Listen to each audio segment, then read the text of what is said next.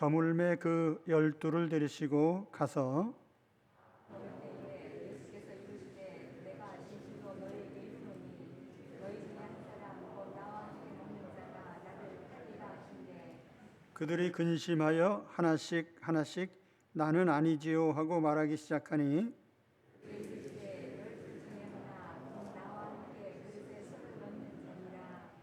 인자는 자기에 대하여 기록된 대로 가거니와 인자를 파는 그 사람에게는 화가 있으리로다. 그 사람은 차라리 나지 아니하였더라면 자기에게 좋을 뻔하였느니라 하시니라. 27절입니다. 제자들에게 이르시되 너희가 다 나를 버리리라. 이는 기록된 바 내가 목자를 치니 양들이 흩어지리라 했습니다. 그러나 내가 살아난 후에 너희보다 먼저 갈릴리로 가리라. 베드로가 여짜오되 다 버릴지라도 나는 그리하지 않겠나이다. 예수께서 이르시되 내가 진실로 내게 이르노니 오늘 이 밤 닭이 2번 울기 전에 내가 3번 나를 부인하리라. 베드로가 주님께 말하되 내가 저와 함께 죽을지언정 주를 부인하지 않겠나이다 하고 모든 제자도 이와 같이 말하니라. 아멘. 가룟 유다의 결심과 베드로의 결심이란 제목으로 말씀을 나누겠습니다. 성만찬 전후에서 바로 이 가룟 유다의 결심 또 베드로 사도의 결심이 대조되고 있습니다. 그래서 이 두 사람의 결심에 대해서 내용을 살펴보면서 이 두 사람이 어떻게 다른지에 대해서 또한 베드로 사도가 어떻게 축복된 사람이 될 수 있었는지에 대해서 말씀을 나누려고 합니다. 첫째는 가룟 유다의 결심입니다. 가룟 유다는 예수님을 팔기로 결심했죠. 시종일관 이러한 그의 결심은 변하지 않았습니다.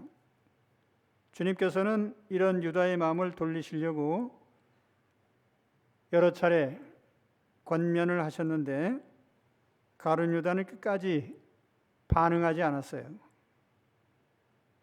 본문은 6월절 만찬 자리에서부터 유다를 향한 말씀이 나타나죠. 17절에 보면 저물매 그 12를 데리시고 가서 다 앉아 먹을 때에 예수께서 이르시되 내가 진실로 너희에게 이르노니 너희 중에 한 사람 곧 나와 함께 먹는 자가 나를 팔리라 하신대. 6월절 만찬을 잡수시는 자리에서 주님께서 제자들에게 너희 중에 한 사람 나와 함께 먹는 자가 나를 팔리라 이런 말씀을 하셨습니다. 너희 중에 한 사람이라고 하는 것은 한 사람뿐 아니라 너희라고 하는 제자들까지도 포함한 말씀이에요. 그래서 이 말씀은 유다에게는 나는 네가 배신할 마음을 알고 있다. 고쳐라 하는 메시지이고 다른 제자들에게는 너희도 나를 배신할 수 있다라고 하는 경고의 메시지입니다. 이 말씀을 들은 제자들은 근심했어요. 혹시 내가 배신자는 아닐까?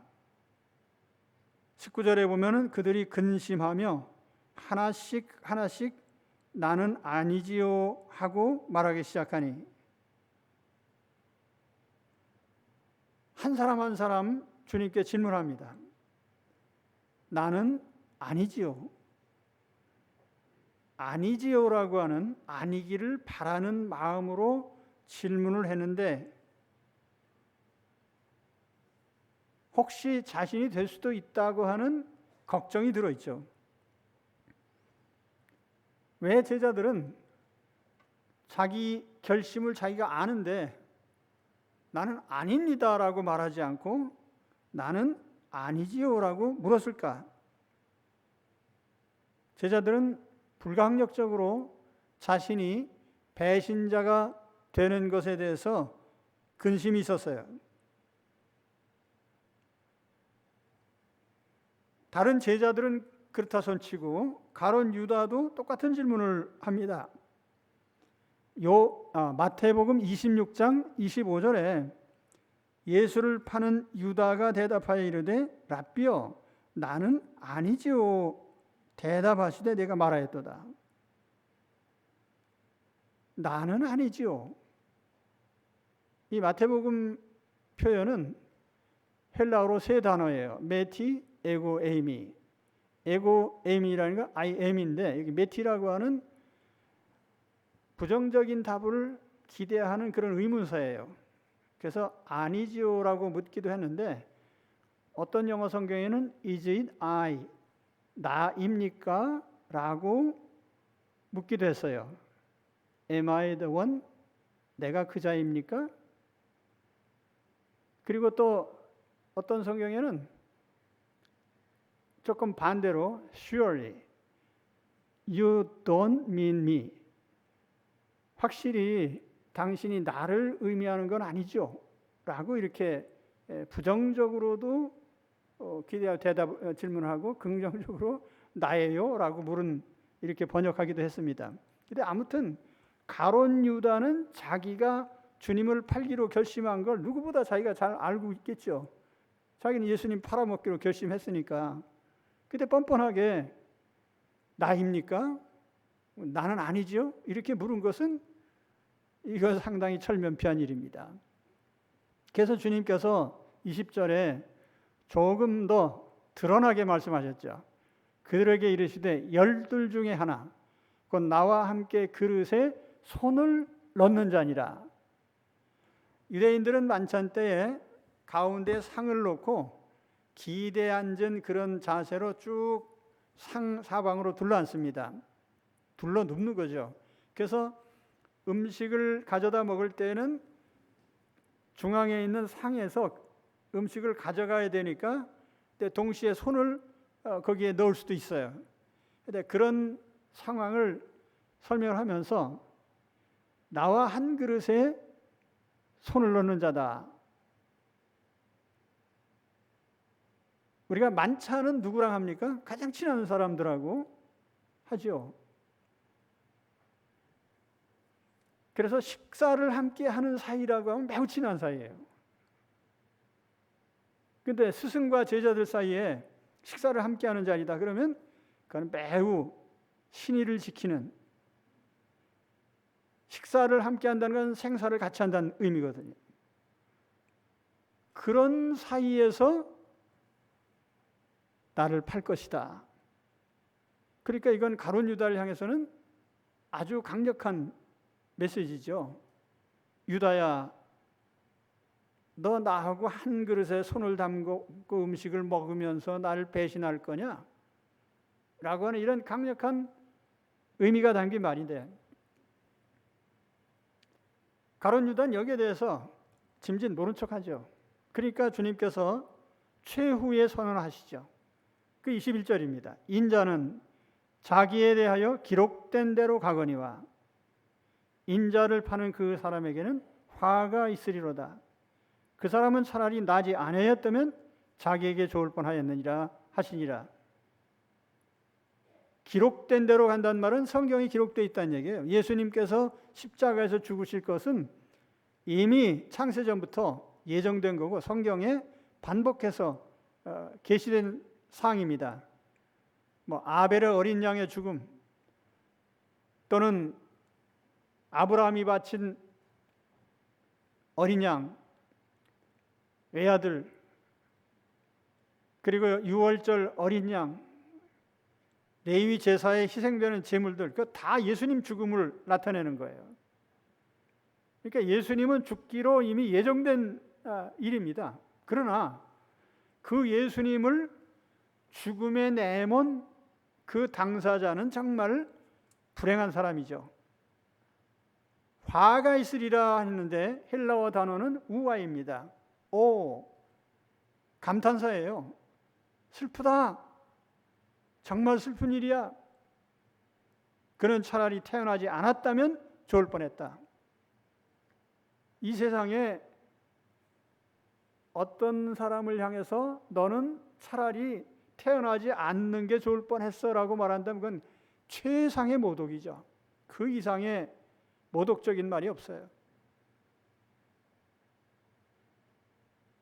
주님께서 이런 표현을 가룟 유다에게 하신 것은 최후 통첩이에요. 야, 너는 정말 불행하구나. 차라리 나지 않는 게 좋을 뻔했어.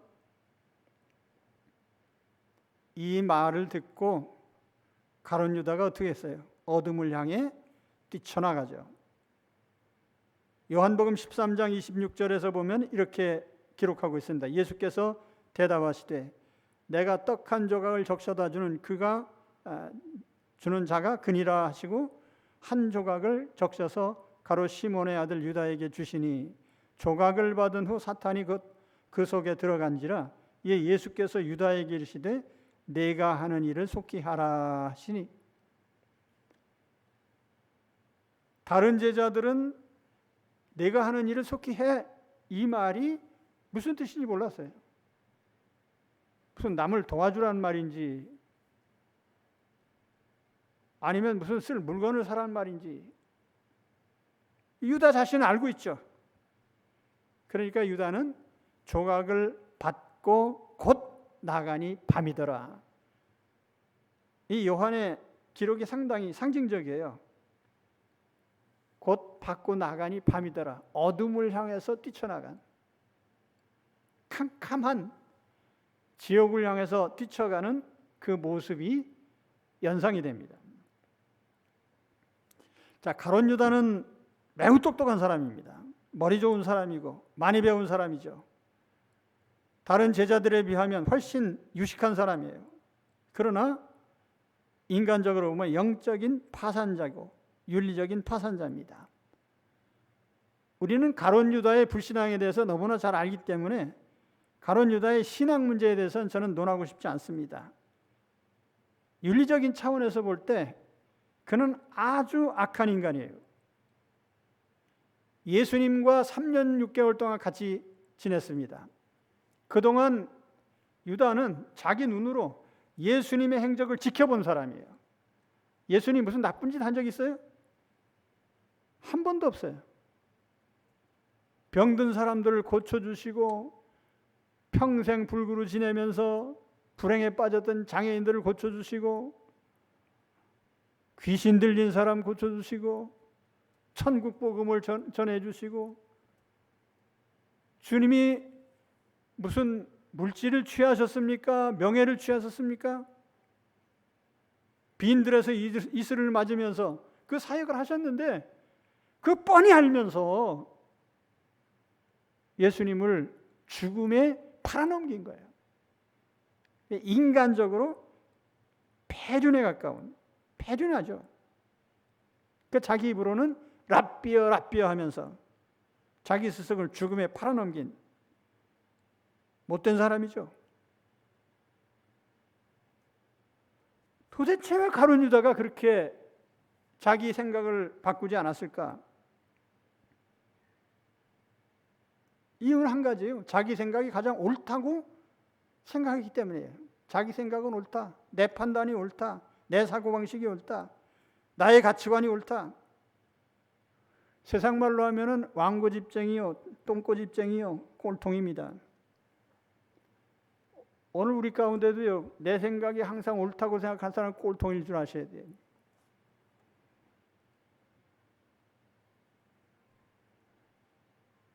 요즘 하도 오징어 게임 하길래 보지는 않고 스토리를 캐치를 했습니다. 돈 때문에 벼랑 끝에 몰린 사람들이 모여서 게임을 합니다.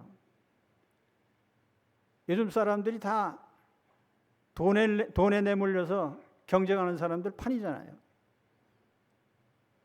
그런데 그 돈을 얻기 위한 경쟁의 담보물이 목숨이에요. 여기 중요한 규칙이 한 가지 있는데 언제든지 참가자의 과반수가 결의하면 게임은 중지됩니다. 그럼에도 불구하고 계속 죽음의 게임을 계속하죠. 마지막 다 죽을 때까지.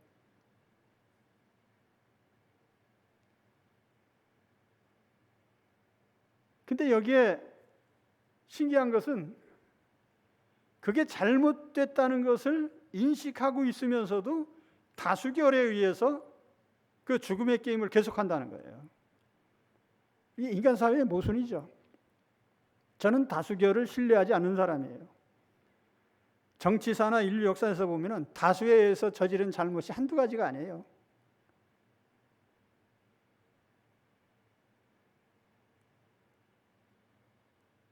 성경에 보면 다수결로 결정해서 된 일이 없습니다. 만일 출애굽 때에 이스라엘 백성들이 국민 투표를 했다면 어떻게 됐겠습니까?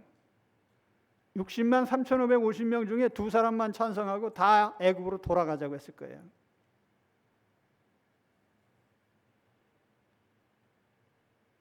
개인이든지 회중이든지 잘못된 확신에 근거해서 무엇을 결정한다고 하면 그것보다 잘못된 게 없죠. 우리는 이것을 알아야 돼요. 인간은 모자란 존재입니다. 부족합니다. 불완전합니다. 죄와 허물이 많습니다.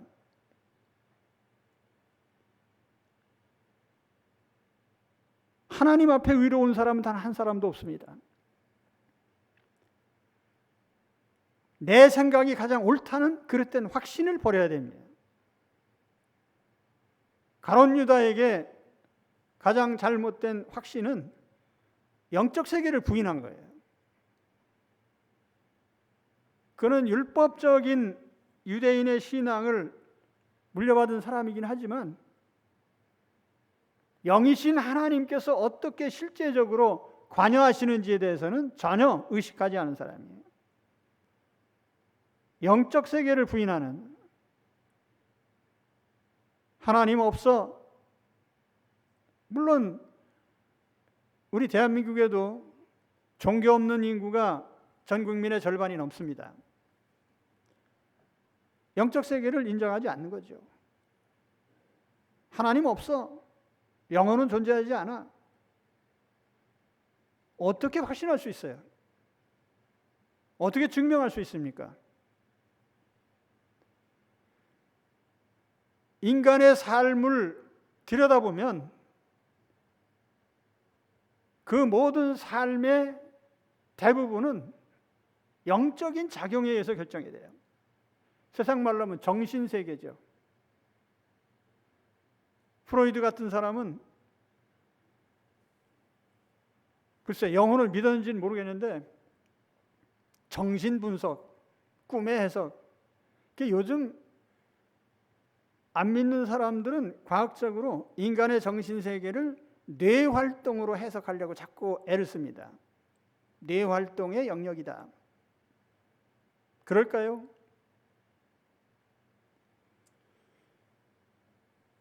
그러나 어쨌든 우리는 너무 확신하지 마세요. 영적 세계 없다고 확신하실 수가 없어요. 우리는 영적 세계를 입증할 아무 자료도 없습니다.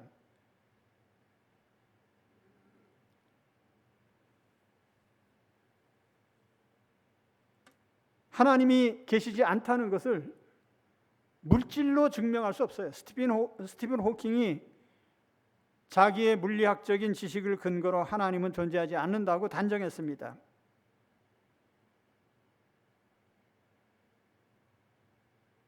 그렇게 단정할 수 있을까요? 영적 세계에 대해서?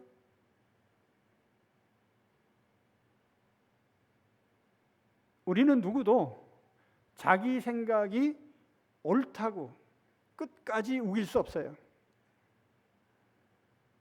여러분은 얼마나 머리가 좋으십니까?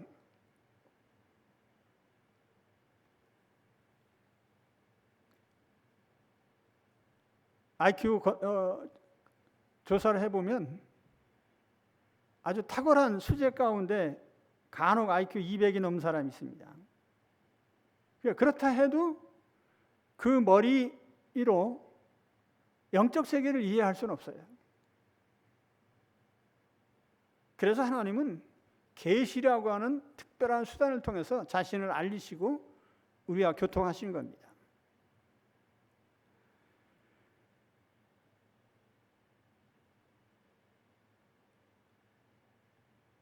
아무튼 오늘 우리는 먼저 가룟 유다의 결심을 철회해야 돼요. 나는 가장 옳아.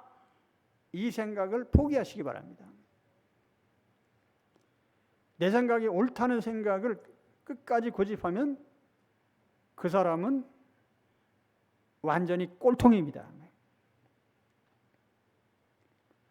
글쎄, 꼴통이라는 단어가 옥스퍼드 사전에 올라간지 모르겠는데 하여튼 제가 생각한 우리말 단어 중에 제일 합당한 단어가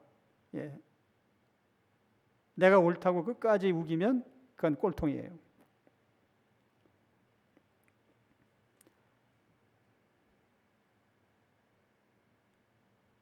자, 두 번째 베드로 결심입니다.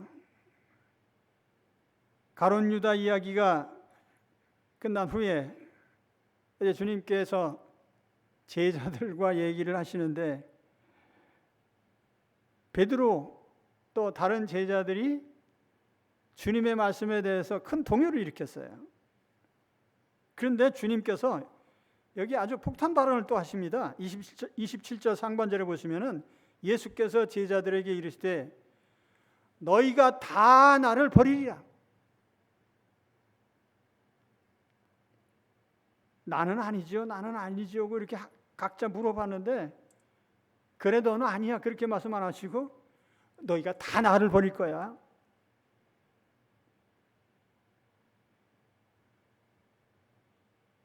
제자들 입장에서 보면 자존심이 상하는 죄예요. 주님께서 자기들을 다 배신자로 보신 거죠. 그런데 주님께서는 아주 간단한 이치로 말씀을 하셨습니다. 목자를 치면 양은 흩어진다. 스가랴서 13장 7절 말씀을 인용하셨는데 주님은 양떼의 유일한 목자시죠. 목자를 치면 양떼가 흩어져요. 예수님께서 십자가에 죽으셨을 때 제자들은 다 도망갔거든요. 그 당연한 이치예요. 제자들만 모르는 거죠. 여기 목자를 치리니 양들이 흩어지리라 라고 하는 이 번역이 실상은 흩어진다는 그런 표현입니다. The sheep shall be scattered. 양은 흩어질 것이다. 흩어진다.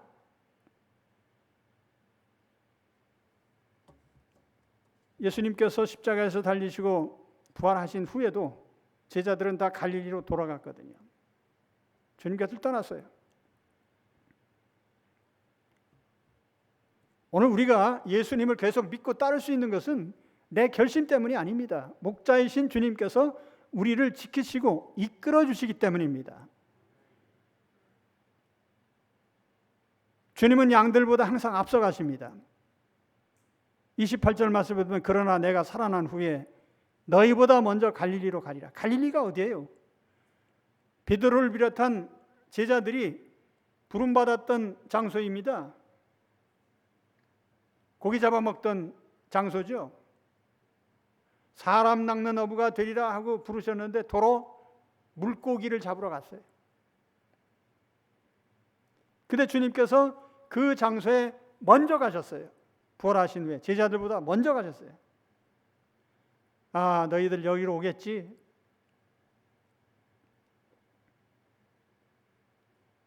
근데 이러한 주님의 말씀, 너희가 다 나를 버릴 거야 라고 하는 이 말씀에 대해서 가장 섭섭해하는 사람이 베드로예요.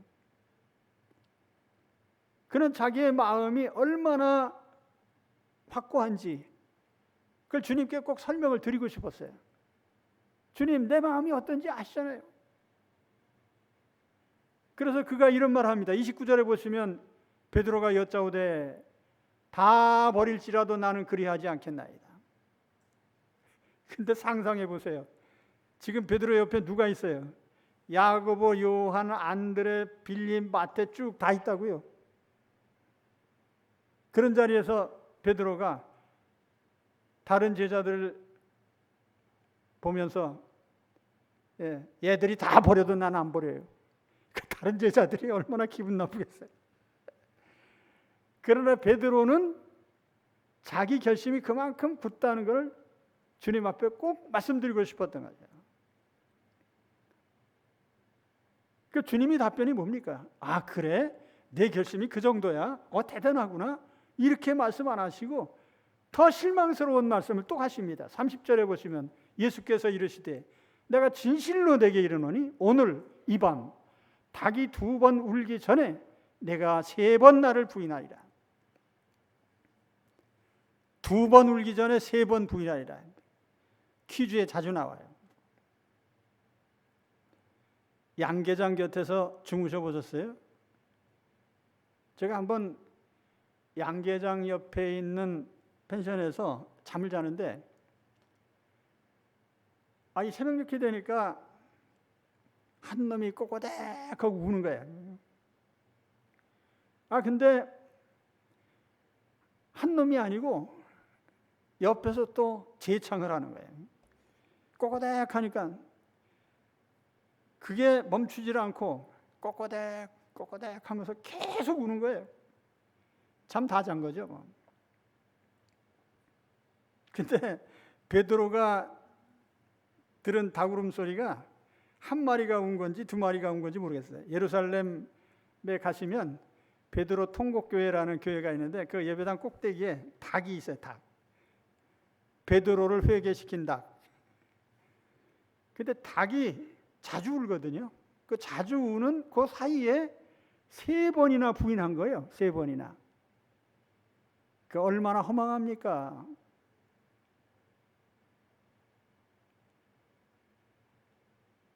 베드로는 주님의 그 말씀이 너무 섭섭해서 이번에는 아주 목숨을 걸었어요. 그 31절에 보시면 베드로가 힘있게 말하되 내가 주와 함께 죽을지언정 주를 부인하지 않겠나이다. 힘있게 말했다는 거는요, 우렁차게 말했다는 얘기예요. 주님, 난 주님과 함께 죽을래요.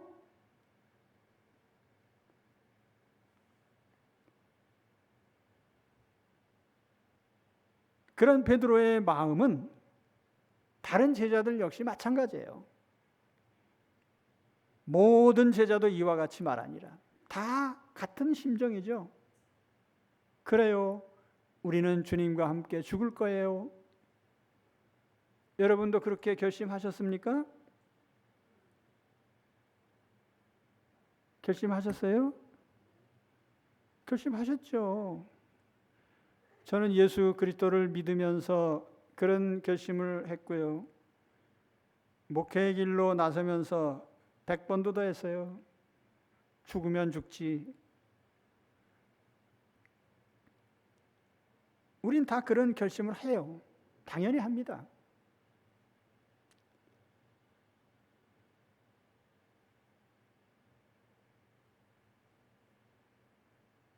또 그렇게 우리는 결심해야 되죠. 자, 그러면 이 가룟 유다와 베드로가 무엇이 다른가? 결과적으로 주님을 부인한 것은 똑같습니다. 제자들도 다 도망쳤어요. 베드로는 주님을 모른다고 3번이나 부인했습니다. 근데 결정적으로 다른 게 있어요. 첫째는 베드로는 자기 잘못을 깨닫고 즉시 고쳤고 유다는 끝까지 고치지 않았어요. 베드로는 회개했고 유다는 회개하지 않았어요.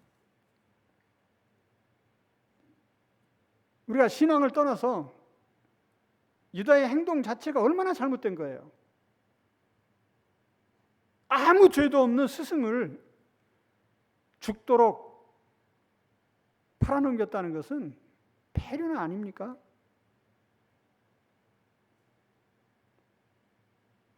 예수님께서 십자가에서 죽으신 후에 그래도 자기가 잘못된 걸 알았다면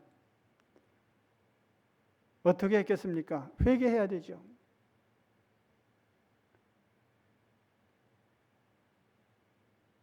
그는 자신의 행동을 후회하면서도 주님 앞에 와서 용서를 빌 생각은 하지 않았어요. 스스로 그냥 삶을 포기해버렸어요.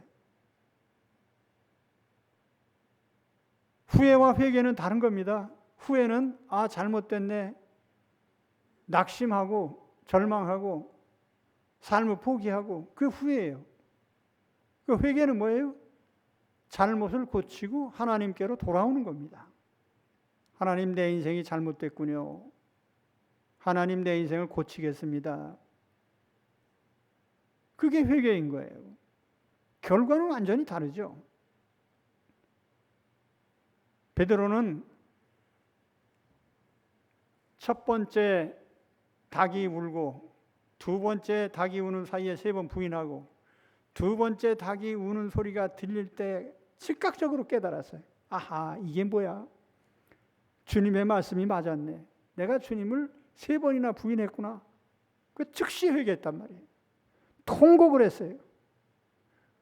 그 회개를 해야 하나님 자녀죠. 회개는 사람 앞에 하는 게 아니에요. 하나님 앞에 해야 돼요. 우리는 삶의 모든 순간에 항상 잘못을 깨닫는 즉시 회개해야 됩니다. 그게 우리 삶이 되어야 되는 거예요.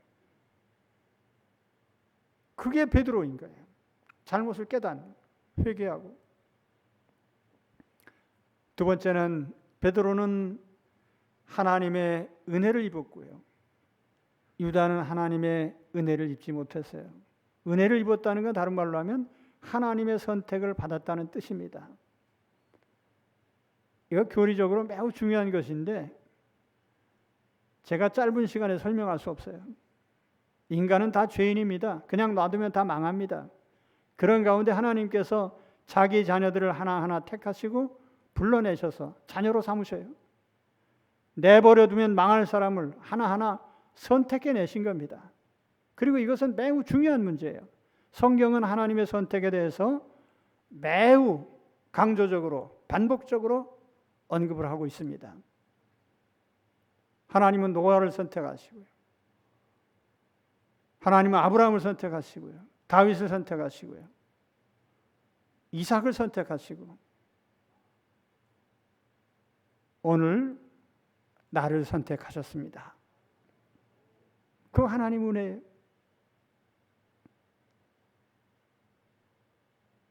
베드로는 결심했죠. 난 죽어도 주님을 배신하지 않습니다. 그러나 그 결심은 베드로 스스로 지키지 못했어요. 인간의 결심은 대단한 게 아니에요. 내 마음은 나도 몰라요. 우리는 누구도 자신의 생각과 결심에 대해서 자신할 수 없어요.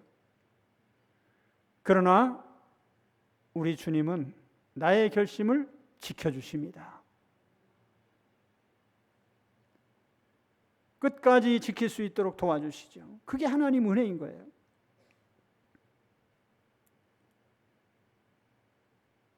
그래서 주님은 택하신 제자들을 위해서 그들의 연약함을 다 대신 담당하셨어요. 그러니까 누가복음 22장 32절에 보면 그러나 내가 너를 위하여 내 믿음이 떨어지지 않기를 기도하였노니 너는 돌이킨 후에 내 형제를 굳게 하라. 주님께서 베드로의 믿음이 떨어지지 않기를 위해서 기도하시고 단지 기도만 하신 게 아니라 자기 목숨을 대신 내주시고 베드로의 잘못과 모든 허물을 덮어주셨어요. 씻어주셨어요. 그리고 부활하신 후에 요한복음 21장에 보면 다시 그를 부르셨습니다. 너 나를 3번이나 부인했지. 그따위 생각 가지고 어떻게 내 일을 할 수 있겠냐. 그러지 않으시고 너는 정말 나를 사랑하지. 3번 물으셨는데 3번 물으신 것은 사랑하는 건 사실이야. 그러나 그 결의를 끝까지 지킬 능력은 없어요. 그 베드로가 한 대답이 주께서 아십니다. 그래서 주님께서 그래 내 양을 네가 쳐라. 주님이 십자가에서 목숨으로 대신 바꾸신 그 귀한 양을 베드로에게 주님을 모른다고 3번이나 부인한 그 베드로에게 맡겼어요. 내 양을 책임져라. 그것은 주님께서 베드로의 모든 연약함이나 부족함을 다 대신 책임져 주신다는 약속입니다. 그게 은혜인 거예요.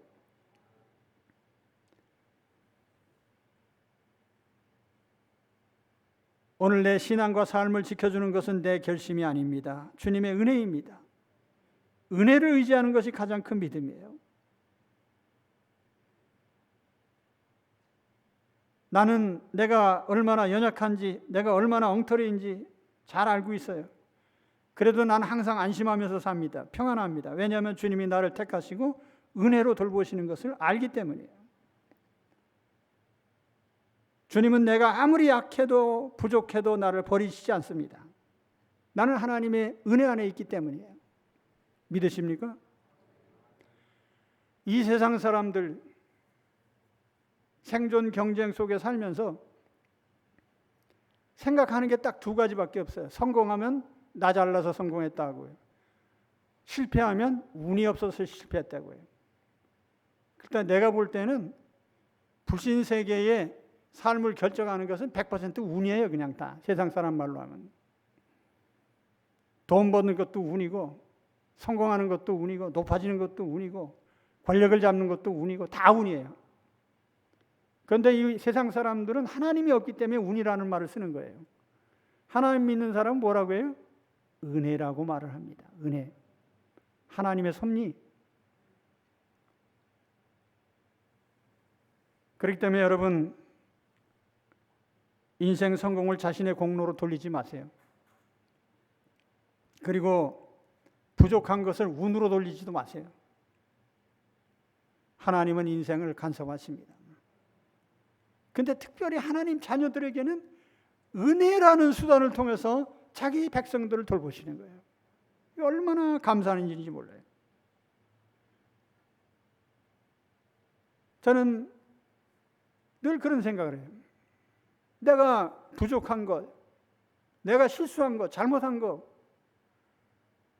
그걸 다 합친다고 하면은 도저히 나는 성공할 사람도 아니고 복을 누릴 사람도 아니에요.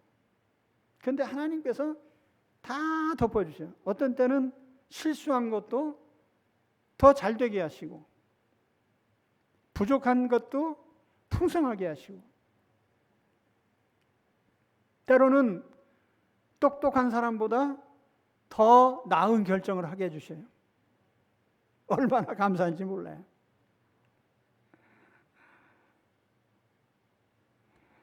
제가 아이들 셋을 대학에 보는데 지금도 가끔 그 얘기해요. 아이들 셋을 뭐 전기 후기 뭐 해서 입시 지도를 하다 보니까 책이 이만큼 쌓였어요. 그 뭐 학교마다 그 입시 거의 전문가가 됐어요. 근데 이 과를 가야 될까, 이 과를 가야 될까, 이 학교를 갈까, 이 학교를 가야 될까. 그 집사람하고 학교 이름을 써가지고 풍선을 선풍기에다 날렸어요. 이쪽으로 떨어지는 대로 하자. 앞이 떨어지나 뒤로 떨어지나 보자 하고 결정했는데 됐어요. 하나님 앞에 제가 제비뽑기한 거예요. 근데 여러분, 똑똑하다고 좋은 결정하는 거 아닌 줄 아셔야 돼요. 하나님이 은혜로 돌보셔야 좋은 결정을 할 수 있습니다. 그래서 무슨 일을 하기 전에 무슨 일을 하든지 항상 하나님의 은혜 안에 있다는 사실을 늘 의식하고 사셔야 돼요. 그러니까 전도서 말씀처럼 너무 똑똑하게 하려고, 똑똑해지려고 노력하지 마시고요. 너무 이기려고도 하지 마세요. 이기려고 한다고 해서 반드시 이기는 거 아니에요.